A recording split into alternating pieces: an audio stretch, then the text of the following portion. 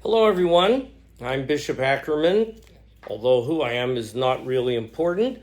It's what I'd like to share with you today, and it comes after, I guess, years of pastoral experience, and also the fact that I'm what you might call a preventive maintenance kind of person. Some people wait until something breaks down before they fix it, and there are others who like to anticipate what could break down and fix it before it breaks down. So the good news for you today is if you are hearing this and watching this, you are still alive. What do you think? That's pretty good news. Now, on the other hand, if you are hearing this, meaning you are still alive, yay, but you don't have a living will or advanced directives, ooh, that's bad news. But let's go to the next one and let's see how you did from last week. Because last week we talked about wills and how it is that everybody needs to have a will. Whether they have no money, little money, or lots of money, they need to have a will. And it needs to be updated, it needs to be current, it needs to be filed, it needs to be in places where people can find it. And what you do is you prevent your families from having knockdown, drag-out fights, even though you are convinced your family would never have a disagreement. Welcome to the real world. So I hope since last week you were concerned enough about that subject that what you've already done now is that you have made up your will.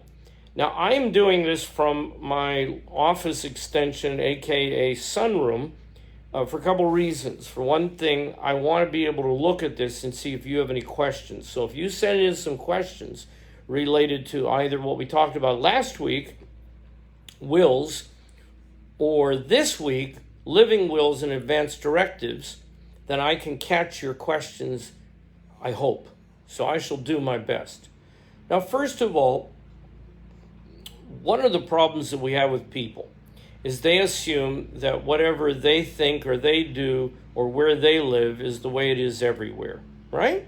So we think, for example, in case you haven't noticed, there are 50 states in the United States. I remember a few years ago somebody a little confused about that in a position of authority. But last time I checked, we have 50 states, and we have some people would like to have 51 states, but then that'll be their problem to deal with, won't it? But 50 states, and what you know is that not all the laws are the same in each state. That's true, isn't it? I mean, for example, where I live in the state of Texas, there's certain laws about certain things that are different from where I've lived in Illinois and Wisconsin and Pennsylvania and New York, and Kansas. They're different. And as I've moved around the country, like some of you have, I have to adjust to what the local law is. Now, that also means that occasionally you'll discover the same idea in each of those states or places you've lived, but there will be different names for them. So that's the other thing you have to really think about, is maybe you thought you had written something down and you have the name that you used, and then you find that a different name is used in a different state. But I have to say this, even though there are different terms that are used, the concept is the same. So let's go back to the will that you've taken care of and updated so that it's current. One we talked about last week, which is for the distribution of your assets, your properties, your resources, whatever it may be. And don't watch too many soap operas or television shows to have that dramatic reading of the will where Susie Bell is cut out of the will, and so she runs out of the house screaming and yelling, and somebody else is shocked because, after all they were was the IT fellow came in and fixed the computer, and now he's the heir to the fortune. You know, that makes great movies, I guess, and perhaps it makes good soap operas for those who watch it. But yeah, folks, that's not always reality, is it? Most of the reading of wills is much less dramatic. And moreover, it usually, as long as you have done your due diligence, as it were, it's usually not very complicated. But the problem is you may have, you as a husband and you as a wife may have these wills that are same, and when one dies, it all is taken care of with the other, right? Okay, but what happens? What happens? Well, what do you do when you have the one spouse who dies, and it's still mentioning that the spouse who died is the one who's going to take care of all this? It's got a problem. So you got to come up with a better way, right? Okay, now the next thing that I would mention to you would be this. Somebody says, there you are. You betcha. At 10:30 I was there. And that means that they are there too. So welcome, you are there. Now that brings us to, just like you have in a will, what is it that you have in your will to a person who's supposed to make sure everything is handled? Called an executor, right? Or an executrix in some states. Today, some people don't like noting the differences between such things as an executor or an executrix, but I leave that to you. I don't care.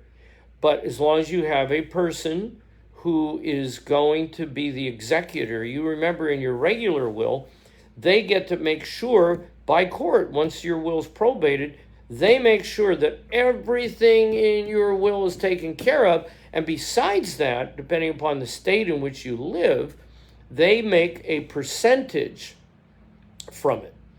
That is, if you decide that you want to have attorneys be your executor, well, they get a hefty percentage of your estate for being your executor. And we talked about what it means to die intestate. Well, then what you've done is you've made sure that the state in which you live will enjoy immensely the money that you've given them, so that your will be noted. So I guess maybe you could say that when you die intestate, you get to help fill potholes. I don't know. But remember, have an executor in your will that you can trust, and by the way, is still alive. So if your executor dies while you have a will and you're still alive, guess what? Need to change executors. Not difficult. Now, let's go to what the subject for today is about: living wills and advance directives. I would like to tell you, as I've hinted, that it's all the same in every state, and it's not. So I'm going to give you general concepts that you're going to have to work with, because we have people watching this who are in several different countries and in a number of different states. So we're going to talk about a general category called living wills and advance directives. And that is, if you think about it, a will is what takes place once you've died. A living will is what still takes place when you are alive. So what does that mean? Well, it has to do with the fact that there's a possibility that at some point you and I will not be able to speak clearly about what we want to have done if something happens to us. And so here's what that looks like. It looks like, by the way, somebody says, what if I don't have one I can trust? Yeah, it's a good question. I'll handle that, because I actually have some suggestions at the end about that. So we'll hold on to that. That's a good question. Okay. Now then, back to living will and advance directives. So what you do is, just like you have somebody that you have named to be the executor of your will. And by the way, I have to tell you, sometimes in the church, the executor is actually somebody who is an official in the church, because that's the only person that can be trusted. And that happens. And it's not uncommon in living wills for the same to be, that somebody in the church becomes the person because we don't have anybody, for example, in our family, or we don't trust somebody, whatever it may be. And also, you probably don't want somebody who is going to be the designated person in your living will to live in another country or state so far away that they won't be there wherever you may be. Now, this unfortunately does not mean that, if, for example, if you're driving down the highway on vacation in Utah and suddenly you are in an accident and you are now at death's door in Utah. That does pose some problems, doesn't it? But I'll explain to you what you do about that. So let's start out with the concept of a living will. A living will is something that tells people, a variety of people, what your ideas are about what it is that needs to be done in the event that you cannot speak on your own behalf. Now, what would be the reasons why you can't speak on your own behalf? Well, it may be because you are in a coma. Maybe because you were in an automobile accident and they're currently checking to see if there's any brainwave activity. It may be because you have dementia or Alzheimer's, and suddenly you aren't as sharp at that point as you were when you wrote these directives. So there are so many circumstances that come in as to why we need to have something like that. Well, also I want to put something else in here. You do understand the difference between an executor and a person who has power of attorney, don't you? Okay. Executor cannot be your power of attorney unless so designated. So an executor takes care of things once you're dead because that's your will. And power of attorney is somebody designated to take care of matters for you when you're alive. What's that look like? Well, like paying bills. Some people get to a point where they can't pay bills because they become blind or because the dementia is setting in or because of the fact that they're now living in a facility and they can't do it in a facility. So a power of attorney is somebody who can handle your business matters for you when you are incapable or incapacitated. Well, I remember a woman who kept on arguing that she paid her bills and then asked me to look things over, and she was remembering bills she had paid 5 years before. Now, the gas company wasn't too impressed with the fact that she had paid 5 years before, and so they were shutting off her gas because she hadn't paid. Well, you know how much money it costs to have power turned back on? So if you ever think you're getting to that point where you haven't really set things up for who will take care of your business affairs if you're incapacitated, I would think very quickly about this, because remember, everybody, I think, acts as if they're always going to be, I won't use the Latin, but clear-minded, let's say. But the fact of the matter is we're not always clear-minded. And I don't know, hi Archbishop, and I don't always know when maybe I'm not hearing something. See, I got to that point where I was tired of not being able to hear everything. Well, there's no shame in getting a hearing aid. And when I was having trouble because everything was sort of cloudy, well, at one point I wore glasses and contacts. Now I've had cataract surgery. So there's no shame in admitting that there are parts of you that aren't working as well as they used to. All the more reason for you to have people that you can put your trust in. So let's go to healthcare directive as a category. Remember, power of attorney. So you ought to, by now, have an executor for your will, power of attorney to handle business for you if you can't. If you don't, well, then what you're doing is you are paving the way for a ton of trouble. Now let's go. Healthcare directive. Well, that can include things like an advance directive. Well, it's very important, depending upon whatever the title is in your state, to have a healthcare agent. Now, a healthcare agent, or whatever you want to call them, is the person who can speak on your behalf about your wishes that you want to have if for any number of reasons you are, for example, in a hospital and on a machine. And so here's what happens. Mom or dad happen to be in the hospital.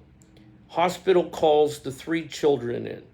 The children say, "How's dad doing?" Hospital says, "Well, we've had to revive dad several times. We've used CPR, and we got him breathing again. Now, we don't know how much brain damage there is, but we're monitoring that. And by the way, just to let you know that if it gets any worse, we're going to put him on a breathing machine.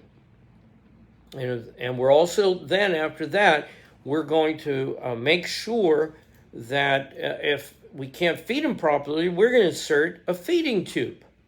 So you're standing there looking at your dad, who is on life support, and without life support would otherwise die. Now the 3 children sit down and they say, "Dad would never want to live like this." Child 1 says. Child 2 says, "As long as I can hear a heartbeat, we are going to keep dad on these life support systems." Child 3 says, "Well, you know what? Can we come up with maybe another thought that maybe CPR is okay? And now that dad's got a heartbeat again and the EKG is saying that the heart's working okay, let's do that. But you know what? I don't think dad would really want to be kept alive with a mechanical breathing, or you know what I mean, the machines. There's 3 different ways, and I don't want to bore you with them. That's why I'm saying artificial breathing, so to speak, and a feeding tube. Okay, well, now we have 3 different points of view. So now the question is, which child is right? Well, I have one brother. My brother and I, occasionally when we talk, sounds like we had different parents, because I'm 7 years older than my brother. And so what that means is I remember things that my parents told me, and he remembers things that my parents told him, because I left home to get married when I was 21, and my brother at various points in his life lived with my parents when they were older. So in many ways, my dear brother had to bear responsibilities that I didn't, of course. And maybe my parents changed their mind about a few things that I didn't know about. So here we go. What do we do when the 3 children now have a different opinion? Now let's say for a moment the 3 children always got along with each other. With those 3 points of view I've just given you, you can be sure there's going to be some disagreement, because each child wants to be a good child. And that problem, my friends, could have been prevented if dad had only done what dad should have done. And that is health care directives, living wills, the person who can speak on their behalf. Now, it doesn't get any better in one sense. If one of the 3 children has been asked by dad to be that healthcare agent, or whatever your state calls it, who has the power of the living will, so to speak. And he says, "This is what dad said, this is what we're going to do." And one of the children says, "I don't care what dad wants to do. That's what I want to do, is keep him going." Okay, yeah, that's a disagreement, but it's an easier disagreement. And that's because instead of people sitting around doing what you and I have heard all of our lives, if dad were still alive, he wouldn't have wanted this. If dad could talk now, this is what he would want. Well, when dad can't say what dad wants to say, then what do we draw upon? So that's the reason why you owe it to your children, or to those who love you, or to those who will be responsible for you, to be able to write in directives and have this written up. So let's look at a couple of them. Well, advanced directive, there are forms for that, each state. Living will, forms for that. You can download them. Advanced medical directive, There are forms for that you can download. Living will, places to go to. And for example, the Mayo Clinic has numerous forms that are available. An advanced decision form. Now, what's one of the things when you go into a hospital you see? And you'll hear the nurses scuttling around saying DNR. Do you know what DNR stands for? Do not resuscitate. And that's because the medical directive that the hospital has and the doctors have make it clear that the will of this person is that I don't want any heroic measures to be used. Now, what does heroic measure mean? I mean, that's a tough one, isn't it?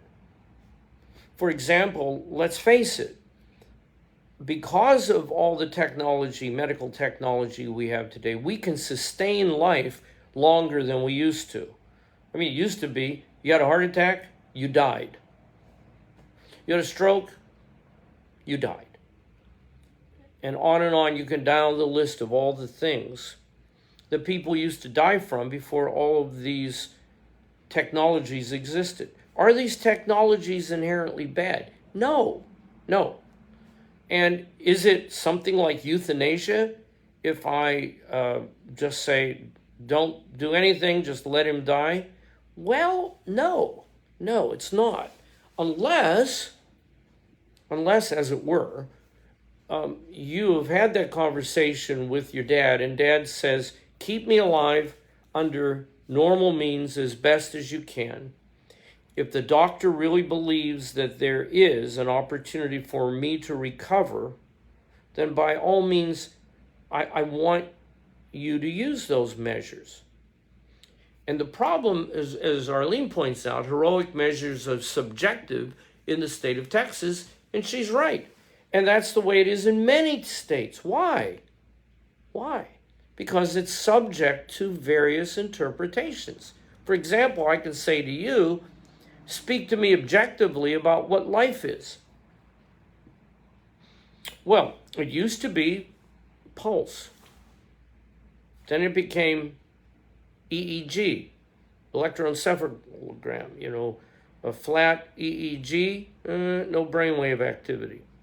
So that means as Arlene points out, in the state of Texas being subjective, that means that the burden now sits with the person who has the directives, who writes their directives up about themselves to make sure that they take it into the realm of what they want and what they don't want.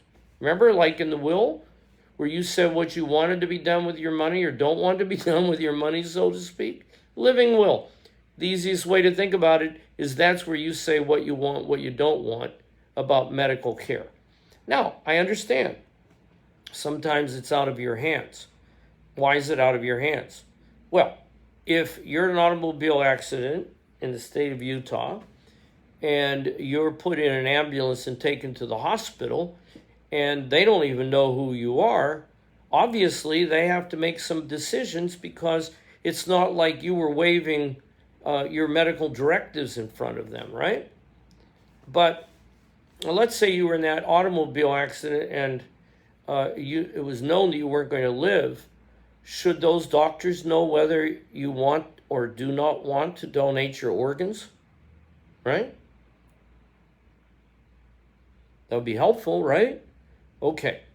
So that means I'll take you to the next step and then we'll tie it together for you. Medical power of attorney. Healthcare power of attorney is another name. Healthcare proxy is another name. Durable power of attorney for healthcare, another name. Power of attorney medical. Every state has a title that is similar. However, what we have to look at here is the intention. Don't quibble over the name. I mean, it's a little bit like I've lived in states where where I was helping people who were picked up for a DUI, and I've lived in states where they were picked up for a DWI.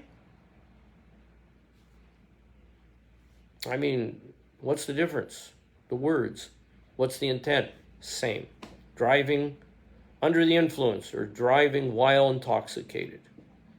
So, whatever title or term you want to use, make sure that it is consistent with the state in which you live. Next, what you do. There are cards out there that you can actually access on the computer where that card will be your name, your wishes, what you want to have done. And as Arlene points out, folks will quibble. They will. There will be quibbling. But the point is that the burden is on me once I've written up all of my directives to make sure that I have a meeting with my children and with whoever is going to be my healthcare agent. Now, will that eliminate quibbling? Absolutely not. Quibbling occurs because people have different ideas. And sometimes because of pride. Because I know more about what Dad wanted than you do because Dad loves me the most. So always know, no matter what's going on, quibbling is a part of the human condition of sin. So what we have to do is we have to be very explicit. For example, in our regular will, if we said, I want little Freddie to get the grandfather clock. What happens if you had two grandfather clocks? Now Freddie and Sally get to argue over which grandfather clock was really intended. I mean, really? Well, that would be my fault, wouldn't it? Because I wasn't explicit enough. And so the same comes with the living will. I can create more conflict for my children, and I can create conflict for the medical community too. Because different doctors and different nurses oftentimes have different ways of interpreting. Now, there's something else you need to remember here. The charge of our people in the culture today, I will give you. You know any cheerleaders, or were you a cheerleader? I'm going to give it to you. Here's the cheer of the 20th and 21st century. 2, 4, 6, 8. Let us go and litigate. So that means that litigation and lawsuits are now a way of life. All you have to do is turn the television on and you can say to yourself, that fellow was an ambulance chaser. It's clear. I mean, it's like you get a phone call or you get an email that says, if you've ever used talcum powder. Really? So there's somebody out there who will be happy to pick up your cause and do a lawsuit if you're interested. Just name the subject. And I have had, I'm sorry to tell you this, I'm not going to state too much about it, but on 2 occasions I've had to sit in a court of law regarding 2 physicians who were being sued for malpractice. I have had to discuss with hospitals malpractice suits. And what that means is that those in the healthcare profession and those institutions are acutely aware of the fact that one slip and one mistake, and they'll be singing the attorney song. I'll be suing you in all the old familiar places and unfamiliar places. So you should err on the side of having too much information than on the side of not having enough information. Now, who you select to be the person who gives the information, who makes the decisions, that's very, very important. For example, I've had to do that. I've had single men and single women who have had me function in that capacity because of the fact that they lived near me, I lived near them. There were several hospitals. I'm in a position to make that decision for them. I'd be going there to do the last rites anyway. True. I mean, it's tricky.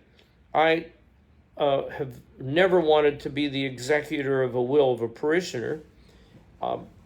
And the reason for that is because then that causes people to say, oh, yeah, he's taking money off the top. She remembered him and her will, and on and on, folks. Some people just have too much time in their hands. Sorry. But while I would not want to be the executor of a will, if a person, it's not because they dislike their children, but if they have no children, they have no spouse, they don't have anybody they really trust, well, the church really can be helpful here, can't it? I mean, to have somebody that you trust in the church to be able to satisfy that position of what type of treatment should be used here. So I'm going to give you a couple of other words that I want you to think about. In addition to do not resuscitate, there's also things like do not intubate. Creating advanced directives, very important, as I've said to you. Why and where? All this information that you have written down on these 5 different sheets of paper that I'm recommending that you get. Put it on a card. Laminate the card. Keep it in your wallet. And on there it will say the bottom lines on everything. In case of emergency, contact so-and-so. Well, you should always have in your wallet, contact the church at blank, blank, blank, blank, blank. Because last rites, I can't tell you how many times I've been called to places where there's been an accident to do the last rites. I will confess to you that I've been very disappointed the last few years because it does not appear to me that municipalities and emergency care people know what to do with a priest. I'm convinced of it. They used to be trained on how to do that, not today. Priests, by and large, A, are not seen as critical to what's going on, and B, if you live in an area like I do, where the majority of Christians don't believe in the last rites or don't do the last rites, there's a lot of crash course education that has to be done for people. So then, I hope I've given you an overview. Now, what I'm going to do is I'm going to ask you to send a question or two to me right now. So let's go ahead. I can entertain a question or two about anything that I've said. You understand? Also, I'll leave you with a final thought. There's also something called physician's orders for life-sustaining treatment in some states. It's simply called POLST by some. I don't know. You can come up with all sorts of acronyms.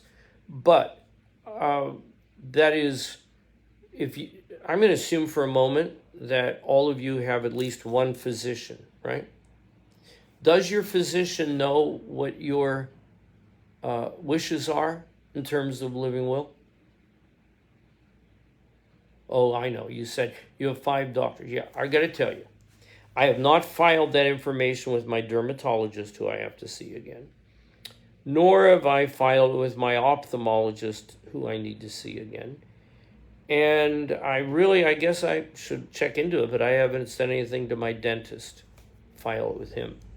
But the other physicians should all have your information about what you do, you don't want. I mean, the amount of time I've spent in a dental chair of my life, I could die in a dentist chair, so I better get busy on that one personally. But I would just have to say, for all the other physicians, they should have your information. And there are numerous websites where you can get these forms, including the card.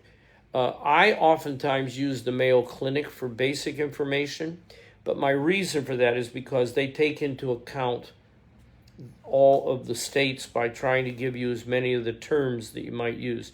So my suggestion is figure out which state you live in, like the state of confusion. And once you've determined what the state is that you live in, then simply go onto the website of that state with the question about living wills and advanced directives. And that way you can have, if you spend most of your time living in that particular state, language that is consistent. But if you're a little bit uncertain, go to mayoclinic.org, mayoclinic.org, and it'll give you a great deal of the overview that I think you need. And then you can type up some of your own forms. Now, here's the next thing. Every church is supposed to have a notary. Now, that means that if every church is supposed to have a notary, that means that you should have every document you have notarized. Absolutely essential that they are notarized. And if you can do that, then what that's going to mean is that you will be able to say that it's something other than a last-minute idea. Now, I'm looking at one right here by the Mayo Clinic staff, entitled Living Wills and Advanced Directives for Medical Decisions. That's the one I've just recommended to you. And as a matter of fact, just for fun, I hope you're not too busy today, because there's 6 pages here. Well, God bless you, and next time I'll talk about another subject.